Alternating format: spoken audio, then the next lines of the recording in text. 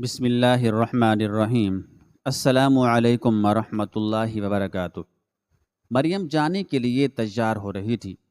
اس نے جینز کے ساتھ سفید کلر کی سلیو لیس شرٹ پہنی، ہلکا سا میک اپ کیا، ہونٹوں پر لپسٹک لگائی اور پھر اوپر سے برقع پہن کر نقاب بھی لگا لیا۔ وہ مسکراتی ہوئی فاطمہ کو ہاتھ ہلا کر کمرے سے نکل گئی۔ فاطمہ فوراً اپنی جگہ سے اٹھی اور پرنسپل کے آفس جا پہنچی، کیونکہ جانتی تھی کہ مریم کو روکنا ضروری ہے۔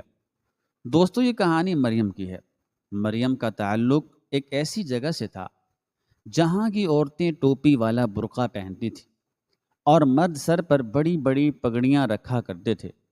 گھروں میں زنان خانے اور مردان خانے علیحدہ علیحدہ تھے۔ عورتوں کا کام صرف زنان خانے تک تھا۔ کھانا پکانا اور گھر کو سنبھالنا عورتوں کا کام تھا۔ گھر کی عورتیں قدم گھر سے باہر نہیں رکھتی تھیں۔ لڑکیوں نے صرف 5ویں یا 8ویں جماعت تک تعلیم حاصل کی تھی اور ہر لڑکی وہاں برقع پہنا کرتی تھی۔ ایسا ہی ایک خاندان تھا مریم کا۔ مریم 5 بھائیوں کی اکلوتی بہن تھی۔ 8ویں تک تعلیم حاصل کر رکھی تھی اور آگے پڑھنے کا بہت شوق رکھتی تھی، مگر اپنے سخت گیر والد اور بھائیوں کے آگے زبان کھولنے کی ہمت بھی نہیں تھی۔ لیکن جیسا کہ آپ کو بتایا کہ مریم 5 بھائیوں کی اکلوتی بہن تھی، تو کچھ حد تک ماں باپ کی اور بھائیوں کی لاڈلی بھی تھی۔ لہٰذا 8ویں جماعت کا امتحان پاس کرنے کے بعد مریم نے اپنے والد سے بڑے لاڈ پیار سے گزارش کی کہ وہ آگے پڑھنا چاہتی ہے۔ پہلے پہل تو اس کے والد اور بھائیوں نے یہ بات ماننے سے انکار کر دیا، مگر مریم بھی ہار ماننے والی نہیں تھی۔ وہ بھی اکثر و بیشتر اپنے والد سے منت سماجت کرتی رہتی تھی۔ لہذا چند دن بعد اس کے والد کو اس پر ترس آ گیا اور انہوں نے کہا کہ میں تمہیں میٹرک کرنے کی اجازت بھی دیتا ہوں، بڑے بھائی کے ساتھ جا کر اسکول میں اپنا داخلہ کروا لینا۔ مریم خوش ہو گئی، مگر اس کے بھائیوں کو اس بات پر اعتراض تھا، لیکن باپ کے آگے بولنے کی وہ بھی ہمت نہیں رکھتے تھے، لہٰذا خاموش ہو گئے۔ یوں مریم نے میٹرک میں داخلہ لے لیا، 9ویں اور 10ویں جماعت کا امتحان بھی پاس کر لیا۔ اب ہوتا کچھ یوں تھا کہ 16-17 سال کی عمر تک یہاں لڑکیوں کی شادی کر دی جاتی تھی۔ 20 سال کی لڑکی تو 1-2 بچوں کی ماں بھی بن جاتی تھی۔ لہٰذا جب مریم نے میٹرک کے امتحانات دیے، اس کا رزلٹ آیا، وہ اچھے نمبروں سے پاس ہو چکی تھی۔ گھر میں اس بات کی خوب خوشی منائی گئی۔ اس کے والد شہر گئے، مٹھائی لائے اور سب کا منہ بھی میٹھا کروایا۔ اسی موقع پر انہوں نے بتا دیا کہ اب ہم مریم کے لیے رشتہ دیکھیں گے اور جلد ہی اس کی شادی کر دیں گے۔ مریم کے باپ نے اس کے تمام بھائیوں سے کہا کہ بہن کے لیے اچھا رشتہ تلاش کرو۔ تمام بھائیوں نے باپ کی بات سن کر اس بات میں سر ہلایا، مگر مریم فکر مند ہو گئی، کیونکہ اب مریم مزید آگے بھی پڑھنا چاہتی تھی، مگر وہ خاموش تھی، کیونکہ جانتی تھی کہ اس بار اس کی بات کوئی نہیں سنے گا۔ دبے لفظوں میں اس نے اپنی ماں کے سامنے اس خواہش کا اظہار کیا تو انہوں نے ماتھے پر بل ڈال کر کہا کہ بس بہت ہو گئی تمہاری منمانی، اب تمہارے باپ نے یہ بات تمہارے منہ سے سن لی تو وہ بہت ناراض ہوگا، لہٰذا چپ رہو۔ مگر مریم چپ رہنے والی نہیں تھی۔ اس نے ٹھان لیا تھا کہ وہ کچھ تو کرے گی۔ مریم سوچنے لگی اور پھر اچانک اس کے ذہن میں اپنی پھپھو کا خیال آیا۔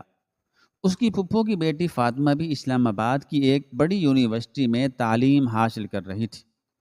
مریم کا بھی خواب تھا کہ وہ بھی یونیورسٹی جائے اور دنیا دیکھے، لہذا اس نے چپکے سے اگلے دن فون ملایا، اپنی پھپھو سے بات کی اور انہیں اپنی سفارش کرنے کے لیے کہا۔ اس کی پھپھو نے مسکراتے ہوئے مریم سے وعدہ کیا کہ میں ضرور بھائی کو فون کروں گی اور وعدہ کرتی ہوں کہ انہیں منا کر دم لوں گی۔ مریم خوش ہو گئی۔ اب اسے بے چینی سے انتظار تھا کہ کب اس کی پھپھو کا فون آتا ہے اور کب اسے یونیورسٹی میں داخلے کی اجازت ملے گی۔ اور پھر اسی رات اس کی پھپھو نے اپنے بھائی سے بات کی۔ وہ انہیں اس بات پر قائل کرنے لگی کہ مریم کو مزید پڑھنے کی اجازت ملنی چاہیے۔ لڑکیوں کا حق ہے تعلیم حاصل کرنا، اور وہ دور نہیں رہا، اب دور بدل چکا ہے۔ اپنے بچوں پر اعتبار کرنا سیکھیں، انہیں گھر سے نکلنے کی اجازت دیں۔ مریم کے والد کی یہ اکلوتی بہن تھی، وہ اپنی بہن سے بہت پیار کرتے تھے۔ یوں تو ان کی یہ بہن ان سے چھوٹی تھی، مگر وہ ان کی کوئی بات ٹالنے نہیں تھے، لہٰذا انہوں نے نیم رضامندی ظاہر کر دی۔ اور جب انہوں نے اس بات کا ذکر اپنے بیٹوں کے سامنے کیا کہ تمہاری پھپھو کا فون آیا تھا اور وہ کہہ رہی ہیں کہ مریم کو آگے پڑھنے کی اجازت دی جائے، تو سارے لڑکے ہکے بکے رہ گئے، کیونکہ یہ ان کے خیال میں بہت بڑی بات اور آزادی کی بات تھی۔ گھر سے باہر جانا، وہ بھی یونیورسٹی جہاں لڑکے اور لڑکیاں اکٹھے تعلیم حاصل کر رہے ہیں۔ انہوں نے حیرت سے باپ کی طرف دیکھا اور کہا، ابا وہاں مخلوط تعلیمی نظام ہے، ہم لوگوں کو کیا جواب دیں گے؟ مریم کے والد نے کہا کہ میں تمہاری پھپھو کو انکار نہیں کر سکا، اور انکار تو خود مریم کے بھائی بھی نہیں کر سکتے تھے۔ وہ بھی اپنی پھپھو کا ادب احترام بالکل اپنی ماں کی طرح کرتے تھے۔ پھپھو نے بالآخر ان سب کو قائل کر لیا اور اس بات پر راضی کر لیا کہ وہ مریم کو یونیورسٹی میں داخلے کی اجازت دیں۔ بس پھر کیا تھا، اگلے ہی دن مریم اپنے بڑے بھائی کے ساتھ اسلام آباد گئی، یونیورسٹی کا فارم فل کیا اور یونیورسٹی میں داخلہ مل گیا۔ وہ بہت خوش تھی۔ بس پھر کیا تھا، مریم کی یونیورسٹی جانے کے لیے اس کی تیاریاں ہونے لگیں۔ ماں نے اس کے لیے کتنے ہی جوڑے سلائی کیے، جن میں لمبی لمبی فراکیں تھیں، کھلے کھلے پیجامے تھے، اور 2-3 برقعے بھی اس کی والدہ نے اس کی اٹیچی میں رکھے، جو کہ مریم باہر آنے سے جانے کے لیے استعمال کیا کرتی تھی۔ اور پھر مریم یونیورسٹی پہنچ گئی اور وہاں فاطمہ نے اس کا استقبال کیا، اس کی رہنمائی کی۔ فاطمہ بھی مریم کی کزن ہی تھی، اس کی پھپھو کی بیٹی تھی۔ اس نے پیروں تک فراق پہن رکھی تھی، سر پہ بڑی سی چادر اوڑھ رکھی تھی اور چہرے پر نقاب کیا ہوا تھا۔ وہ اسی طرح یونیورسٹی آیا کرتی تھی۔ شروع میں مریم نے بھی یہی حلیہ اپنائے رکھا، مگر آہستہ آہستہ لوگوں کی طرف دیکھ کر اس کی آنکھیں کھلنے لگی۔ اس نے محسوس کیا کہ میں تو تمام لوگوں میں الگ نظر آتی ہوں۔ لڑکیاں جینز اور ٹی شرٹ پہن کر آتی ہیں، جینز اور ٹاپ پہن کر آتی ہیں، کسی کے گلے میں دوپٹہ نہیں ہوتا، بال کھلے ہوتے ہیں، چہرے پر میک اپ ہوتا ہے، جہاں سے گزرتی ہیں خوشبوؤں کا ایک طوفان سا اٹھ کھڑا ہوتا ہے۔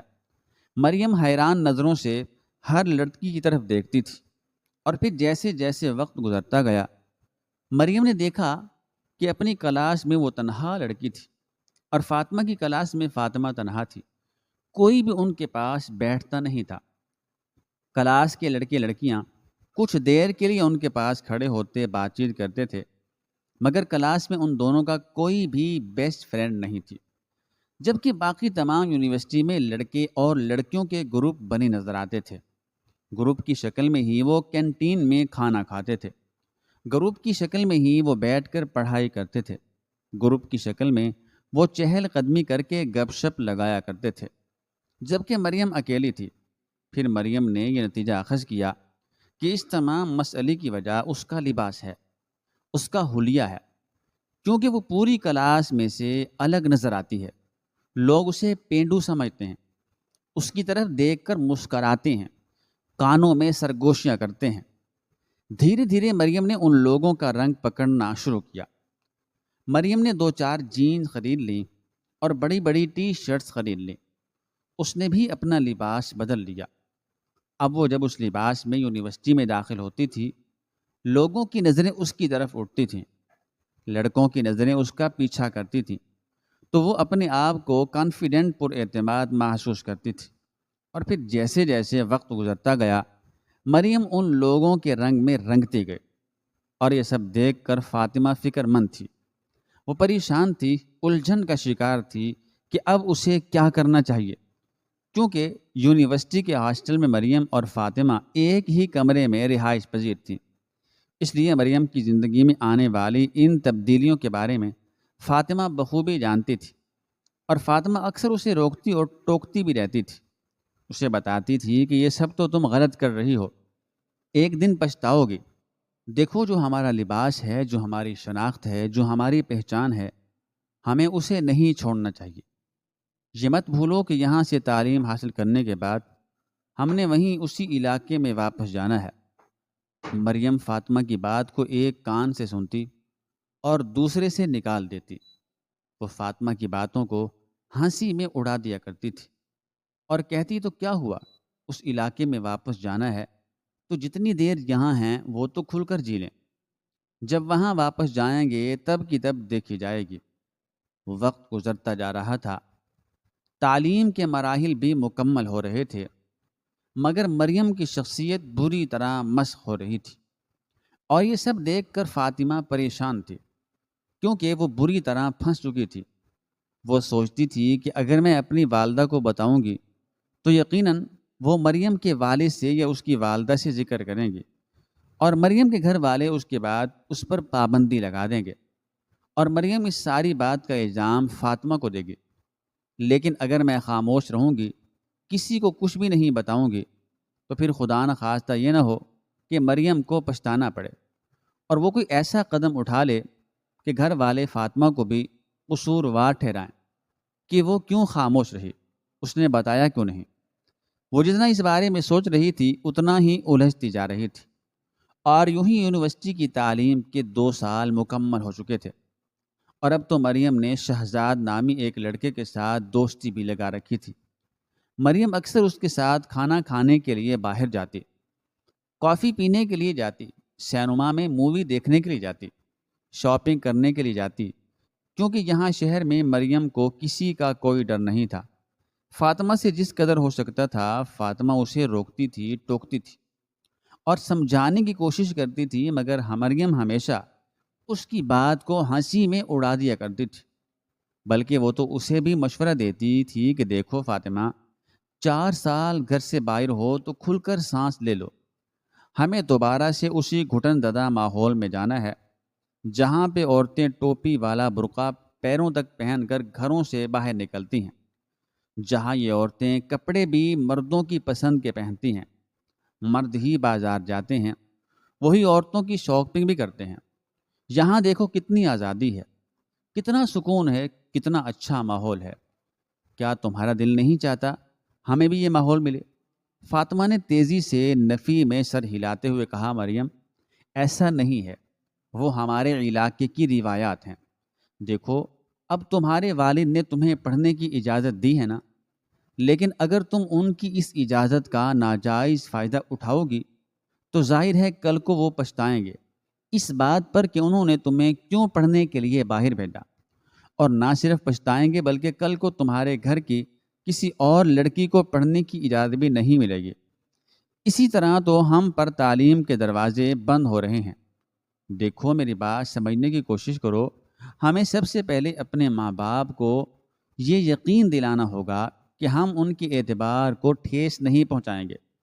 جس طرح انہوں نے ہمیں گھر سے بھیجا تھا، اسی طرح ڈگری لینے کے بعد ہم واپس اپنے گھر لوٹ جائیں گے، تاکہ انہیں کبھی بھی کسی بات پر پچھتانے کا موقع نہ ملے، نہ کبھی انہیں اس بات کا افسوس ہو کہ انہوں نے ہمیں پڑھنے کی اجازت کیوں دی۔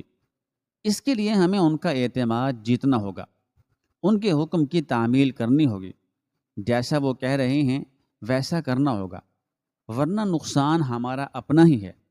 مگر فاطمہ کی یہ ساری باتیں مریم ہوا میں اڑا دیا کرتی تھی۔ یونیورسٹی کی تعلیم کا 3 سال بھی اسی طرح گزر گیا تھا۔ مریم کے شہزاد کے ساتھ تعلقات بڑھ رہے تھے۔ فاطمہ کو یہ خوف تھا کہ مریم کہیں کوئی حد پار نہ کر لے، اور پھر ایک رات مریم نے فاطمہ کے سامنے ایک عجیب انکشاف کیا۔ وہ بہت پرجوش تھی اور دبی دبی آواز میں فاطمہ کو بتانے لگی کہ صبح وہ اور شہزاد کورٹ میرج کر رہے ہیں۔ یہ سن کر فاطمہ کی آنکھیں پھٹی کی پھٹی رہ گئیں۔ اس نے کہا، یہ تم کیا کہہ رہی ہو مریم؟ مریم کہنے لگی، ہاں میں بالکل ٹھیک کہہ رہی ہوں۔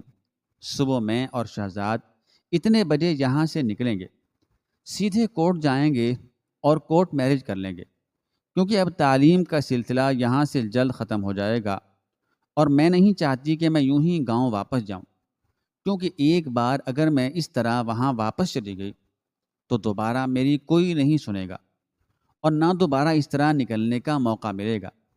لیکن اگر میں شہزاد سے نکاح کر کے یہاں سے جاؤں گی تو میرے والدین مجبور ہو جائیں گے اور وہ مجھے شہزاد کے ساتھ رخصت کر دیں گے۔ فاطمہ بے یقینی سے آنکھیں پھاڑے مریم کو دیکھتی رہی۔ اس نے فوراً مریم کے دونوں ہاتھ تھامے اور کہنے لگی، یہ غلطی ہرگز مت کرنا۔ تم نہیں جانتی کہ شہزاد کس نیچر کا لڑکا ہے۔ پوری یونیورسٹی اس کے بارے میں بات کرتی ہے کہ وہ آوارہ گرد ہے۔ آدھی یونیورسٹی کی لڑکیوں کے ساتھ وہ فلرٹ کر رہا ہے۔ کیا تمہاری آنکھوں پر اتنا پردہ گرا ہوا ہے کہ تمہیں شہزاد کی حقیقت نظر نہیں آ رہی؟ مریم نے مسکرا کر فاطمہ کی طرف دیکھا اور کہنے لگی، تو کیا ہوا؟ آدھی یونیورسٹیوں کی لڑکیوں کے ساتھ فلرٹ کر رہا ہے تو محبت تو وہ میرے ساتھ ہی کرتا ہے، اور دیکھنا جب ایک بار وہ مجھ سے شادی کر لے گا پھر وہ کسی کی طرف نظر اٹھا کر بھی نہیں دیکھے گا۔ جانتی ہو کتنا تڑپتا ہے وہ مجھ سے شادی کرنے کے لیے۔ فاطمہ نے اس رات بہت کوشش کی کہ وہ کسی طرح مریم کو سمجھا سکے، مگر مریم نے اس کی ایک نہ سنی۔ تھوڑی دیر بعد مریم تو نیند کی گہری وادی میں جا چکی تھی، جبکہ فاطمہ پریشان سی اپنے بستر پر بیٹھی تھی، سوچ رہی تھی کہ اب اسے کیا کرنا چاہیے۔ اسی طرح بیٹھے بیٹھے صبح ہو گئی۔ ان دونوں نے ناشتہ کیا۔ تقریباً 12-11 بجے مریم نے خوبصورت سا جینس اور شرٹ پہنا، ہلکا سا میک اپ کیا، اوپر سے برقع اوڑھا اور وارڈن سے یہ بہانہ کیا کہ وہ بازار سے چند کتابیں لینے جا رہی ہے، اور وہ ہاسٹل سے باہر نکل گئی۔ فاطمہ کا دل بری طرح سے دھڑک رہا تھا۔ جیسے ہی مریم کمرے سے باہر نکلی، فاطمہ فوراً اپنی جگہ سے اٹھی اور اپنی چادر اوڑھ کر پرنسپل کے دفتر کا رخ کیا۔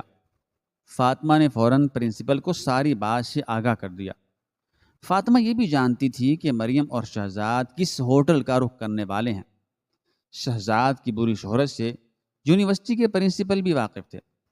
انہوں نے فوراً پولیس کو کال کی، 2 آدمیوں کے ساتھ ان کی گاڑی میں بیٹھے اور اس ہوٹل کا رخ کیا جہاں شہزاد اور مریم جانے والے تھے۔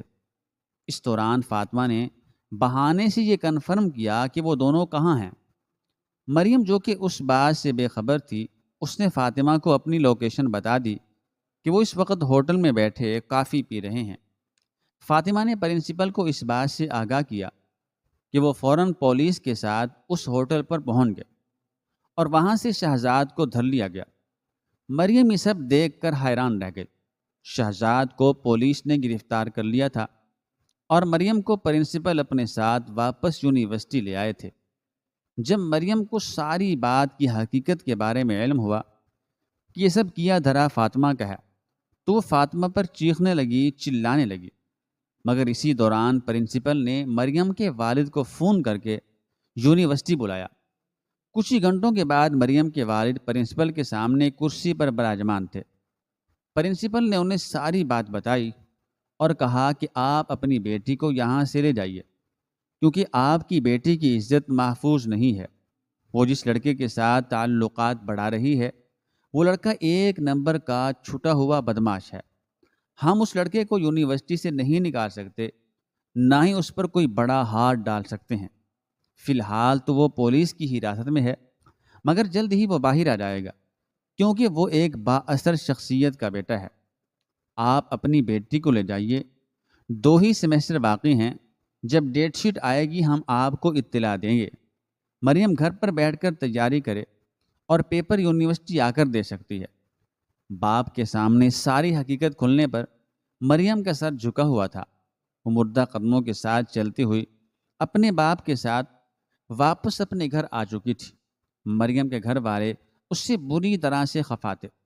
گھر کی ایک ایک فرد نے مریم کو خوب لعنت ملامت کی اور اسے شرم دلانے کی کوشش کی کہ اس نے گھر والوں کی نرمی کا ناجائز فائدہ اٹھایا۔ مریم شرمندہ تھی، لیکن دل ہی دل میں وہ فاطمہ پر خوب خفا تھی کہ فاطمہ نے اس کے پاؤں پر کلہاڑی مار دی۔ اگر فاطمہ اس کو یہ پول نہ کھولتی تو آج وہ اور شہزاد میاں بیوی ہوتے۔ خیر چند ماہ بعد مریم کے والد نے خاندان میں ہی اس کا نکاح کر دیا۔ دونوں گھروں نے اس بات کی کسی کو کانوں کان بھنک بھی نہیں لگنے دی تھی کہ اصل معاملہ کیا تھا۔ مریم نے نکاح کے بعد باقی 2 سیمیسٹر کے پیپرز اپنے شوہر کے ساتھ جا کر یونیورسٹی میں ہی دیے تھے۔ مریم کی شادی کے 6 ماہ بعد ہی یونیورسٹی کا ایک بہت بڑا اسکینڈل سامنے آیا، جس میں شہزاد بھی شامل تھا، بلکہ مین مجرم ہی شہزاد تھا، جو کہ لڑکیوں کو دھوکے سے شادی کا جھانسا دے کر ہوٹل میں لے جاتا تھا، وہاں ان کے ساتھ نازیبا حرکات کرتا، ان کی ویڈیوز بناتا تھا اور پھر انہیں ساری عمر کے لیے بلیک میل کرتا تھا۔ یہ سب جاننے کے بعد مریم دنگ رہ گئی تھی۔ وہ جو اب تک فاطمہ سے سیدھے منہ بات نہیں کرتی تھی، فاطمہ سے ناراضگی کا اظہار کرتی تھی، کیونکہ فاطمہ نے اس کا سارا پلان خراب کر دیا تھا۔ جیسے ہی مریم کو اس بارے میں پتہ چلا، وہ اپنی پھپھو کے گھر گئی۔ اس نے فاطمہ سے ہاتھ جوڑ کر معافی مانگی۔ فاطمہ نے بھی اسے کھلے دل سے معاف کر دیا۔ گزرتے وقت کے ساتھ ساتھ مریم کے والد اور بھائیوں کا غصہ بھی کافی حد تک کم ہو چکا تھا، اور وہ بھی مریم کو دل سے معاف کر چکے تھے۔ مریم اب ہنسی خوشی اپنی شادی شدہ زندگی گزار رہی تھی، لیکن وہ آج بھی یہ سوچ کر خوف زدہ ہو جاتی ہے کہ اگر اس دن وہ شہزاد کے ساتھ رہتی تو شہزاد نہ جانے شادی کا جھانسا دے کر اس کے ساتھ کیا کرتا۔ کل تک مریم جو فاطمہ سے ناراض رہا کرتی تھی، آج وہی مریم فاطمہ کو دعائیں دیتی ہے کہ اس نے مریم کی زندگی کو برباد ہونے سے بچا لیا۔ ناظرین، مزید اس طرح کی سبق آموز کہانیاں اور سچے واقعات سننے کے لیے ہماری ویڈیو کو لائک کریں، شیئر کریں، چینل کو سبسکرائب کرنا مت بھولیے گا۔ شکریہ۔ اللہ حافظ۔